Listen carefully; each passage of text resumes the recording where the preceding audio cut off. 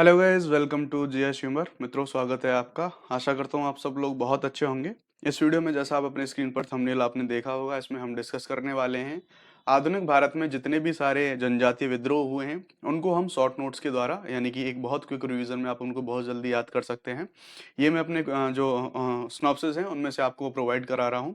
मैं आपको इनके सोर्सेज की बताऊं तो ये जो सोर्सेज रहने वाले हैं इन विद्रोह के, जो मैंने कंटेंट लिया है वो स्पेक्ट्रम और अदर वेरियस बुक्स से, वहां से मैं समरी में आपको निकाल के दे रहा हूँ, सो दैट आप जल्दी से जल्दी, चाहे आप इनका स्क्रीनशॉट लें चाहे आप इनका पीडीएफ बनाएं, जल्द से जल्द आपको टू द पॉइंट सारे फैक्ट याद हो जाएं, आपको रिवीजन करने में भी बहुत आसानी हो। तो उम्मीद करता हूँ आपको ये सीरीज बहुत पसंद आने वाली है। अभी पहला वीडियो आ रहा है ये जनजातीय विद्रोह से रिलेटेड, उसके बाद एक वीडियो आएगा हमारे जो किसान विद्रोह हुए थे, उसके बाद एक तीसरा वीडियो आएगा हमारे जो अन्य जन विद्रोह हुए थे उनसे संबंधित। तो आशा करता हूँ आपको ये शॉर्ट नोट्स हैं जो बहुत आपको पसंद आने वाले हैं। क्यों? क्योंकि देखिए, जितने भी इंपॉर्टेंट चीजें इसमें आने वाली हैं वो सारे इंपॉर्टेंट पॉइंट्स कवर होने वाले हैं। अननेसेसरी आपको चीज कोई भी याद नहीं रखनी है। विद्रोह के बारे में आपको पहले बता दूं, आपको क्या याद रखनी है। आपको जो सारे पॉइंट आपको मैंने मेंशन करे ये याद रखने हैं। दूसरा, जितने भी हम विद्रोह देखेंगे तो एग्जाम में जो क्वेश्चंस पूछने की जो पॉसिबिलिटी रहती है वो एक तो मिलान से क्वेश्चन आ सकता है। एक साइड आपको विद्रोह मिल जाएंगे, एक साइड टाइम पीरियड आ जाएंगे, या फिर उनके नेतृत्वकर्ता मिल जाएंगे। तो ऐसे करके आपको एबीसीडी करके मिलाने के लिए पूछ सकता है। दूसरा, मिलान के अलावा भी एक पॉसिबिलिटी ये आती है कि इनमें से कौन सा कथन सही है सही नहीं है। तीसरा सबसे इंपॉर्टेंट आता है, ज्यादातर विद्रोहों की क्रोनोलॉजी पूछी जाती है कि कौन सा विद्रोह किस टाइम पर आया, फिर उनकी क्रोनोलॉजी के अकॉर्डिंगली उनको ऑर्डर में लगाना है कि पहले कौन सा है, दूसरा कौन सा है, तीसरा कौन सा। तो इस वीडियो के द्वारा आप जनजाति जितने भी विद्रोह हैं उन सारे जो विद्रोह होंगे उन सबको कवर करने वाले हैं बहुत अच्छे तरीके से। इसी तरह हम सारे विद्रोहों को 3 वीडियो में, छोटे छोटे वीडियोज में आपको ये शॉर्ट नोट्स जो सिनॉप्सिस होंगे ये आपको प्रोवाइड करा दिए जाए। तो चलिए बात करते हैं अपने पहले जो विद्रोह होगा हमारा चुआर विद्रोह की हम बात करेंगे। तो ये होता कब है? 1768 के टाइम पीरियड इसकी होती है। 1768 के टाइम पर ये हमारा चुआर विद्रोह होता है। अब बात करेंगे कहाँ होता है ये। तो जो चुआर विद्रोह है हमारा वो मिदनापुर जिला जो कि बंगाल के अंतर्गत आता है, इस एरिया में चुआर विद्रोह होता है। इसका कारण क्या होता है, क्यों होता है, इसकी हम बात करेंगे। तो भाई बढ़ते भू राजस्व, यानी कि इस विद्रोह में ये जो एरिया होता है बंगाल, इस बंगाल के जो मिदनापुर जिला होता है इस एरिया में जो लैंड रेवेन्यू है वो लैंड रेवेन्यू जमींदार और ठेकेदारों द्वारा बहुत ज्यादा भू राजस्व जो है लिया जाता है, बहुत ज्यादा वो वसूली करते हैं। इसके विरोध में आर्थिक संकट आता है वहां पर उन लोगों पे, और अकाल, ये सारे इनके जो जिम्मेदार कारण होते हैं। इसके साथ साथ ही जो ब्रिटिश शासन है उसके विरुद्ध भी उन लोगों ने विद्रोह कर दिया, क्योंकि वो उनका मानना था कि भाई ये जो ब्रिटिश शासन है इसकी वजह से हम पर ये सारी कठिनाइयां और ये समस्याएं आ रही हैं।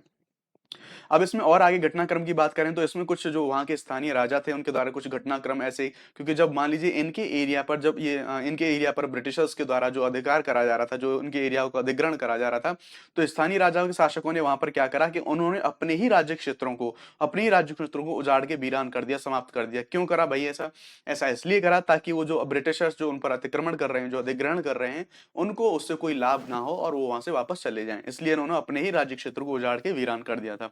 कुछ ऐसी चीजें हुई थी। और इसी जो हम बात करेंगे, इसी घटनाक्रम में इन्होंने अपना जो रेवेन्यू है वो देने से भी मना करा जब ये लोग विद्रोह कर रहे थे। ठीक है, तो ये चीज देख ली। अगली लास्ट इंपॉर्टेंट चीज हम इसके बारे में ये देखेंगे, भाई इसका नेतृत्व कौन कर रहा था। तो उसके लीडरशिप में जो दलभूम थे, ये कैलापाल थे, ढोलका और बाराभूम के राजा, इन सब के द्वारा ये जो आंदोलन है चुआर विद्रोह, इसका नेतृत्व करा जा रहा था। तो सिनॉप्सिस की फॉर्म में हमने देखा कि हमने चुआर विद्रोह को पूरा कंप्लीट कर लिया है। आप अगर इसको कंप्लीट पूरा रट लेते हैं, आपको रटना होगा, जैसे चाहे याद करें, आपको रिकॉल करना है, बार बार रटना है, सो दैट ये सारे जो फैक्ट है आपको याद हो जाएं। अगर आपको ये सारी चीजें याद हो जाती हैं तो इसके अलावा आपको कुछ भी और इसके अलावा पढ़ने की जरूरत इनके मामले में नहीं है। अगले विद्रोह की हम बात करेंगे। अगले विद्रोह पर हम चलते हैं। हमारा अगला विद्रोह है खोंड और सवार विद्रोह। इसके बारे में हम देखते हैं।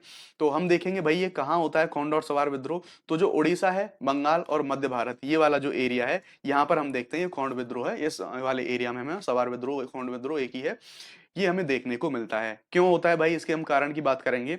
तो नए टैक्सेस लगाने का भय होता है इन जनजातियों को, इन ट्राइब्स को ये भय होता है कि भाई अगर अंग्रेज आ जाएंगे या फिर जो जमींदार और जो जो अन्य जो ठेकेदार लोग हैं वो हम पे नए टैक्स लगा सकते हैं। सबसे बड़ा इसका कारण ये था कि इनके जो खोड़ जो जो सवार जनजाति थी उनके एरिया में जमींदार और साहूकारों का प्रवेश हो गया था। ठीक है, ये आने लग गए थे इनके एरिया में, और ये जो बाहर के जो लोग हैं इनके एरिया में आने लग गए थे। और जनजातियों का आपको मैं एक नेचर बता दूं, कोई बाहरी व्यक्ति इनके एरिया में आ जाए इनको सबसे ज्यादा भय बाहरी लोगों से होता है। ये जो ट्राइबल्स होते हैं उनका एक बेसिक नेचर होता है, इसलिए ना ये भय भी सताने लगा था। और अगेन जो सबसे माइलस्टोन जो रीजन होता है ऐसे ये जो विद्रोह था, सरकार के द्वारा नरबली जो प्रथा होती है इस पर रोक लगा दी गई। ये जो खोंड जनजाति होती है, खोंड जनजाति में नर बलि देने की, यानी कि एक मानव की, इंसान की बलि देने की प्रथा थी, एक इनकी जो अपनी पारंपरिक प्रथा थी और इसी पारंपरिक प्रथा पर अंग्रेजों के द्वारा जो है रोक लगा दी गई थी और इसी के विरोध में इन लोगों ने विरोध करा था और इसका विद्रोह कर दिया था इन सारी चीजों को लेके, है ना। तो ध्यान रखना है कि जब भी होंगे कोई एक कारण नहीं होगा, उसकी एक पृष्ठभूमि होगी, आर्थिक, सामाजिक, राजनीतिक, पारंपरिक, बहुत सारे कारण होंगे और एक किसी तात्कालिक कारण के कारण ये विद्रोह फूटते हैं, ठीक है। तो हम सारी चीजों को यहाँ पर कवर कर रहे हैं। नेतृत्व की बात करेंगे, भाई खोड़ और सवार विद्रोह है, इसका नेतृत्व कौन करता है? तो चक्र बिसोई के द्वारा, राधा कृष्ण दंड सेना के द्वारा, इनके द्वारा ये नेतृत्व करा जाता है।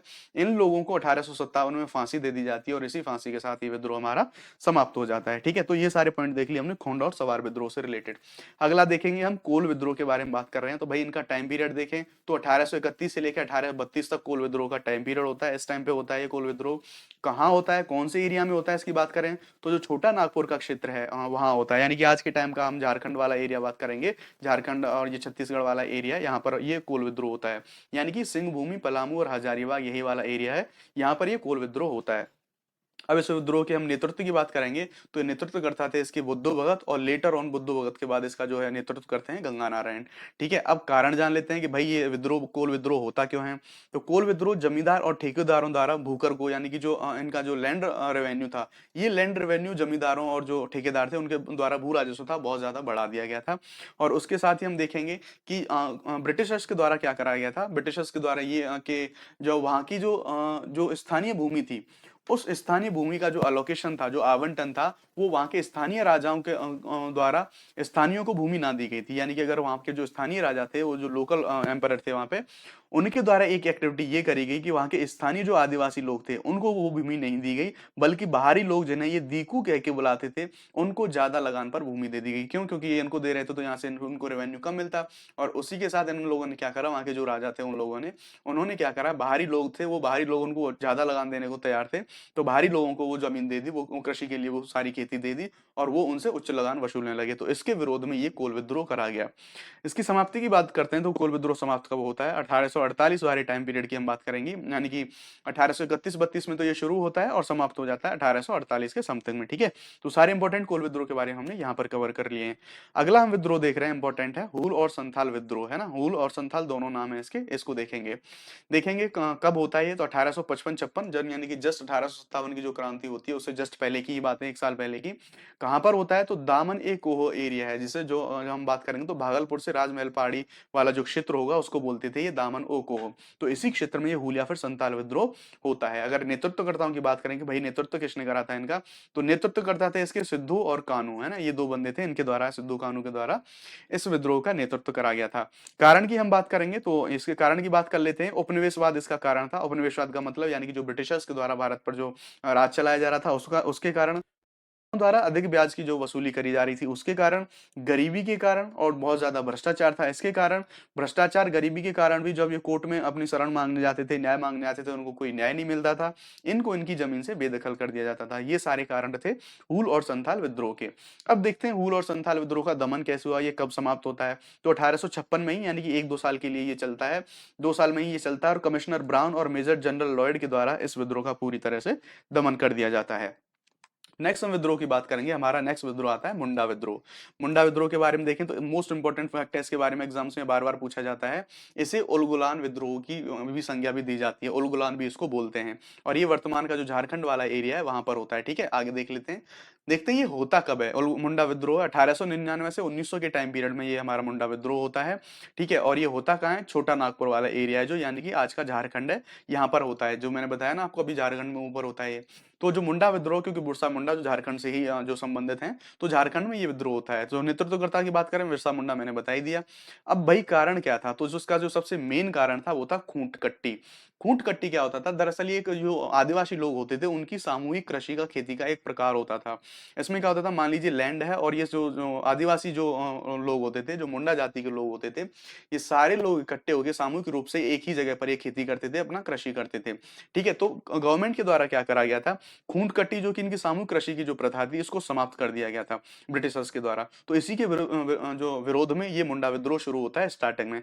तो शुरुआत तो ध्यान रखेंगे कि जो मुंडा विद्रोह इसकी शुरुआत तो होती है खूंट कट्टी के विरोधों में, लेकिन टाइम पीरियड जब कुछ आगे के काल में देखेंगे हम, कालांतर में ये धार्मिक और राजनीतिक स्वरूप भी ये अपना ग्रहण कर लेता है।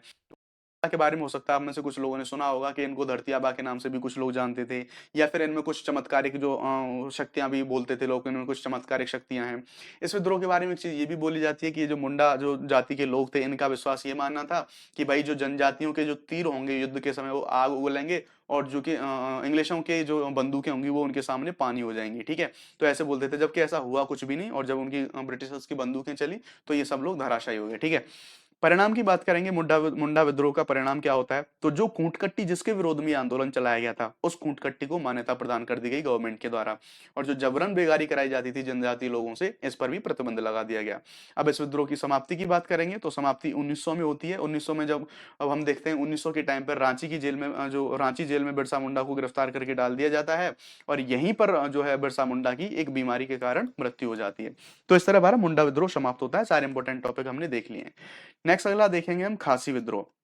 खासी विद्रोह के बारे में देखेंगे तो ये देखेंगे होता कब है, तो 1827 से 33 की अवधि में हमारा ये खासी विद्रोह होता है। अगर हम बात करेंगे कहाँ, तो मेघालय में। अगर आपने जब ज्योग्राफी पढ़ा होगा तो आपने देखा होगा गारो, खासी, जैंतिया, तीन पहाड़ी क्षेत्र हैं। तो जो खासी आएगा वो गारो और जैंतिया के बीच में आएगा। यही जो खासी जो पहाड़ी है, इसी पहाड़ी पर ये जो खासी विद्रोह होता है, ठीक है, ये ध्यान रखेंगे।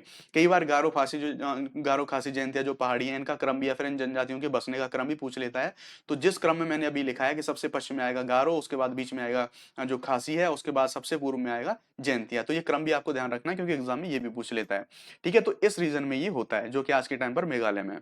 कारण की बात करेंगे कि भाई क्यों क्यों हुआ था ये खासी विद्रोह, तो 1824 में क्या होता है, वहां पर जो ब्रह्मपुत्र नदी बहती है, तो उसी ब्रह्मपुत्र घाटी क्षेत्र में असम और सिलहट के बीच सैन्य मार्ग बनाने के लिए अंग्रेजों के द्वारा सड़क का निर्माण करा जा रहा था।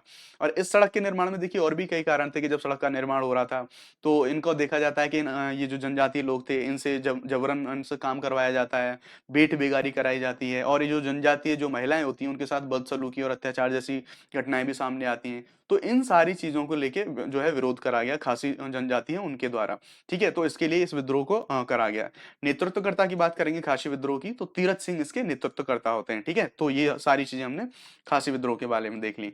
अब देखेंगे हम रामोसी विद्रोह। रामोसी विद्रोह देखते हैं भाई कब होता है, तो देखो रामोसी विद्रोह ना कुछ टुकड़ों में होता है। 1822 तो ये शुरू होता है, उसके बाद 1825 से 26 वाले टाइम पीरियड पर दिखता है, और लेटर ऑन देखेंगे हम 1839 से 41, ये 3 साल के लिए फिर से हमें दिखता है, ठीक है।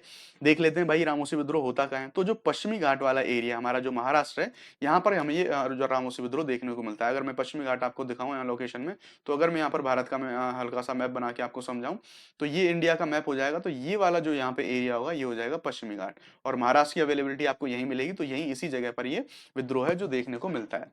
अब इसके कारण की बात करेंगे, भाई रामोशी विद्रोह होता क्यों है, इसके कारण क्यों देखें, तो अंग्रेजों के द्वारा आर्थिक शोषण, वही के अंग्रेजों की जो इकोनॉमिक पॉलिसीज थी उनके द्वारा ये जो जनजातियां हैं इनका बहुत ज्यादा शोषण हो रहा था।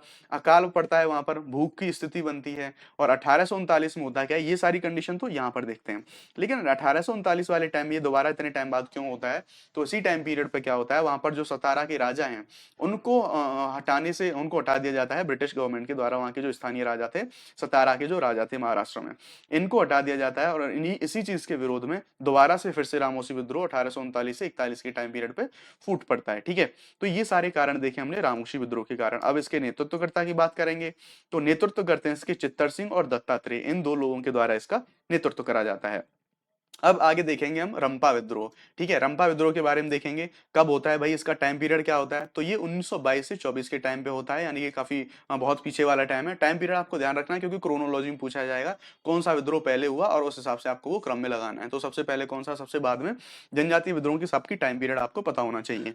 तो 1922 से 1924 वाले 2 साल के टाइम पीरियड के लिए हम इस विद्रोह को देखते हैं। रंपा विद्रोह होता क्या है, तो जो आंध्र प्रदेश में गोदावरी के उत्तर में रंपा वाला जो क्षेत्र है वहां पर ये रंपा विद्रोह होता है। क्यों हुआ था भाई, कारण क्या था इसका, जो शोषण, वही यानी कि जो उनसे पैसे ब्याज पे लेते थे तो ये शोषण करते थे, जबरन खेती करा, जबरन काम करवाते थे, बेगारी मजदूरी, ज्यादा ब्याज वसूलते थे, इन सारी चीजों के कारण। उसके बावजूद भी वन कानूनों का उल्लंघन करा जाता था। तो जी वन कानून किसके लिए थे, जो जनजातीय लोग होते हैं उनके लिए वन कानून होते हैं। अब ये जो वन कानून बताए गए थे इनमें जो संरक्षण दिया गया था जनजातियों को, उनका उल्लंघन किया जा रहा था, ठीक है। तो इसके विरोध में भी इन्होंने ये विद्रोह करा। सूदखोरी और बेगारी ये तो कॉमन कारण है ही है, ठीक है। नेतृत्वकर्ता की बात करें रंपा विद्रोह की, तो अल्लूरी सीताराम राजू जो कि एक गैर आदिवासी व्यक्ति थे, इनके द्वारा इसका नेतृत्व करा। ये बहुत इंपॉर्टेंट है क्योंकि किसी अच्छे लेवल के एग्जाम में ये स्टेटमेंट डाल के पूछा जा सकता है कि रंपा विद्रोह का जो नेतृत्व है अल्लूरी सीताराम राजू को द्वारा करा गया, ये कथन हो सकता है। कारण या फिर दूसरे स्टेटमेंट में ये भी पूछा जा सकता है कि अल्लूरी सीताराम राजू एक आदिवासी व्यक्ति थे। अब नॉर्मल कोई इंसान ये पूछेगा कि भाई जनजातीय विद्रोह, तो सीधी सी बात है इसका जो नेतृत्व करता होगा वो जनजाति या फिर ट्राइबल ही होगा, लेकिन ऐसा नहीं है। अल्लाह जो रंपा विद्रोह इसके बारे में, इसके जो नेतृत्वकर्ता अल्लूरी सीताराम राजू थे वो एक गैर आदिवासी नॉन ट्राइबल व्यक्ति थे, वो एक आदिवासी व्यक्ति नहीं थे, ठीक है। और अगर इसी विद्रोह में हम एक चीज जाने तो यहाँ पर एक इंपॉर्टेंट चीज ये थी, गुरिल्ला नीति का जो अनुसरण इस विद्रोह में करा गया था, यानी कि जो छिप छिप के जंगलों में जो वार करते हैं उस नीति का यहाँ पर हमें विवरण दिखाई देता है। लास्ट में हम यहाँ पर ये देखेंगे मणिपुर और नागा विद्रोह की बात करेंगे। तो देखिए इसका हम अगर एरिया टाइम जगह की बात करें तो कहाँ होगा, जैसा इसके नाम से ही महसूस होता है, मणिपुर यानी कि मणिपुर वाले एरिया में, और नागा विद्रोह यानी कि मणिपुर नागापुर पड़ोसी है, तो वहीं पर उसी राज्यों के उसी रीजन में होता है ये, ठीक है। टाइम पीरियड की बात करेंगे भाई कब होता है ये, तो 1930 से 1932 वाले टाइम पे ये मणिपुर होता है। कारण देखेंगे भाई होता क्यों है, ऐसा क्या कारण था। तो इस जो विद्रोह होता है इसका था सामाजिक एकता लाना, यानी कि पूरे सभी कम्युनिटी को एक सूत्र में बांधना, ये सामाजिक एकता लाना इसका उद्देश्य था। पुराने जो रीति रिवाज थे जो आउटडेटेड थे समय के हिसाब से, उन पुराने रीति रिवाजों को समाप्त करना इसका उद्देश्य था। और प्राचीन धर्म को पुनर्जीवित करना, प्राचीन जो धर्म था उसकी पुनर्स्थापना करना, ये इसका उद्देश्य था, ठीक है। आगे देखेंगे भाई इसका नेतृत्व कौन करता है, तो रोंगमई जदोनांग जी ये इसका नेतृत्व करते हैं, ठीक है। 1931 वाले जो 1930 में जब स्टार्टिंग में होता है, तो जब ये रोंगमई जदोनांग जी इसका पहले स्टार्टिंग में नेतृत्व कर रहे थे, लेकिन एक साल बाद क्या होता है, एक साल बाद रोंगमई जदोनांग जी को 1931 में फांसी दे दी जाती है। और इनकी फांसी के बाद ये जो मणिपुर और नागा विद्रोह है इसकी नेतृत्वकर्ता हो जाती है नागा की एक युवती होती है जिनका नाम होता है गेंडेनल्यू। अब ये जो गेंडेनल्यू है इनके बारे में कुछ चीजें जानना जरूरी है क्योंकि एग्जाम में इनसे क्वेश्चन आते हैं, तो इनके बारे में कुछ डिटेल्स यहाँ पर देख लेते हैं। तो गेंडेल्यू हैं जिनको हम रानी भी कहते हैं, रानी गेंडेल्यू जिनका पूरा नाम है, इनको रानी की उपाधि कब दी गई हम ये भी देख रहे होंगे। तो अभी अगर हम देख लें तो गेंडेल्यू ने क्या एक्टिविटी करी अपने जो नागा विद्रोह है इसके में, ये एक नागा युवती थी है ना, नागा ट्राइब से थी ये। तो गेंडेल्यू की क्रियाविधि हम देखेंगे तो इन्होंने इनका जो नागा और मणिपुर जो विद्रोह चल रहा था, इस विद्रोह को इन्होंने सीडीएम से जोड़ दिया, यानी कि गांधी जी का जो सविनय अवज्ञा जो आंदोलन उसी टाइम पर चल रहा होता है ना, 30 से 32 वाले टाइम पीरियड पर ये जो चल रहा था, तो गांधी जी का जो सविनय अवज्ञा आंदोलन चल रहा था इसी आंदोलन से जोड़ दिया नागा विद्रोह को रानी गेंडेनल्यू जी ने। उससे क्या हुआ कि मतलब इसको मजबूती प्रदान हुई, जब एकता के सूत्र में आए ये, इनको ज्यादा पावर दिखी इस विद्रोह से जोड़ने के बाद। आगे अगर हम देखेंगे तो इनको 1932 में यानी कि 31 में तो इन्होंने शुरुआत करी थी और एक साल बाद ही इनको अरेस्ट कर लिया जाता है, इनको भी रानी गेंडे जो गेंडेनल्यू थी इनको अरेस्ट कर लिया जाता है। अब अरेस्ट होने के बाद ये जितने दिन तक यानी कि 1947 तक जब देश आजाद होता है तो उस टाइम तक ये जेल में ही बंद रहती हैं। जब भारत स्वतंत्र हो जाता है तो स्वतंत्रता के बाद इनको रिहा कराया गया, और रिहा करने के बाद जो जवाहरलाल नेहरू जी हैं और इंडियन नेशनल आर्मी यानी कि आजाद हिंद फौज है उनके द्वारा इनको रानी की उपाधि दी जाती है, ये बहुत इंपॉर्टेंट है, ठीक है। और ये इस उपाधि के बाद और ये रिहा होने के बाद इन्होंने जो इसके जो आंदोलन का जो प्रवर्तक थे, जो विद्रोह के प्रवर्तक थे जदोनांग, उनके विचारों के आधार पर इन्होंने होरका पंथ की स्थापना करी। इसमें थोड़ा सा मिस्टेक है, यहाँ पर आप इसको ऐसे लिखने में अगर ऐसे देखेंगे होरका पंथ ऐसे लिखा जाएगा, ठीक है। तो होरका पंथ की इन्होंने स्थापना करी थी। ये सारी चीजें हमने देख ली, जो यहाँ पर जो मणिपुर और नागा विद्रोह होता है ये सारी चीजें देख ली। तो अब हम यहाँ देखेंगे इस तरह हमारे जितने ट्राइबल हमारे जितने रिवॉल्ट्स थे, सारे ट्राइबल रिवॉल्ट्स को हमने देख लिया है। आप इनका कालक्रम जरूर देखें, इनको मिलाने में इनके नेतृत्वकर्ता पे और उनके कारण पे आप बहुत ज्यादा फोकस करेंगे ये क्यों होते हैं। अगर आपको ये वीडियो पसंद आता है तो प्लीज जीएस ह्यूमर को लाइक करें, शेयर करें, सब्सक्राइब करें, ज्यादा से ज्यादा अपना सपोर्ट दिखाएं। आपके लिए इसी प्रकार के बहुत सारे हमारे पास जो शॉर्ट नोट्स हैं और बहुत सारे जो न्यूमोनिक्स हैं उनकी भरमार आपके पास मिलेगी, और इसके द्वारा जो शॉर्ट रिवीजन है ऑथेंटिक बुक्स का, जैसे हमारा स्पेक्ट्रम हुआ, आपका लक्ष्मीकांत हुआ, इन सब के शॉर्ट नोट्स हमारे पास अवेलेबल हैं। उन सारे शॉर्ट नोट्स के द्वारा बहुत जल्दी हम अपने सब्जेक्ट्स का क्विक रिवीजन करने की जो सीरीज है हम उनकी भी स्टार्टिंग करेंगे, और भी जो भी मार्केट का बेस्ट मटेरियल है वो आपको जीएस ह्यूमर पर जो है प्रोवाइड कराया जाएगा। ज्यादा से ज्यादा सपोर्ट करने के लिए आप हमें सब्सक्राइब करें, अपने दोस्तों के साथ भी शेयर करें। तो मिलते हैं आपसे अगले ट्रिक वीडियो में, तब तक ध्यान रखिए, जुड़े रहिए। थैंक यू, जय हिंद।